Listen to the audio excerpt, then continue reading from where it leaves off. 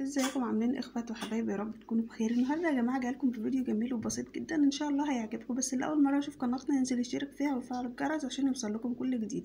ولو عجبتكم بقى طريقه السمك اللي انا هقول لكم عليها دلوقتي، يعملوا لايك للفيديو واكتب لي ايه رايه في الكومنتات. تمام؟ لو عايزين الطريقه كامله اكتبوا لي في الكومنتات، انا هشرح لكم دلوقتي انا عملته ازاي.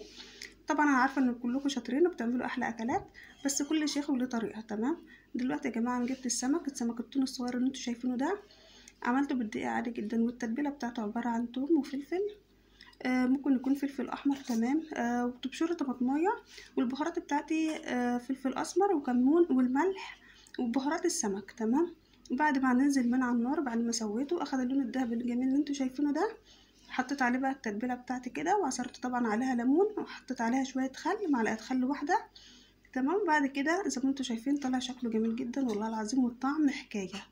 ومعاه بقى الرز السيادية اللي انتوا شايفينه ده. طبعا انا عملت الرز، شوحت البصلة، خليتها تاخد اللون الذهبي المكرمل ده، مش تخليها يعني تبقى غامقة قوي، فاهميني؟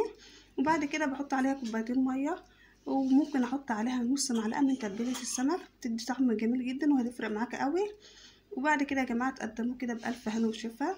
تسيبوه بقى على النار هادية كده لمدة 10 دقايق، وتضيف الرز وتحط عليه بقى ايه، وتسيبيه كده لمدة 10 دقايق، بيطلع معاكم مستوي جميل. وشايفين الشكل الجميل ده كده، وتقدميه بألف هنا وشفا. لو عجبتكم بقى الطريقة اكتبولي بقى في الكومنتات، اعمل لكم الطريقة كاملة ان شاء الله.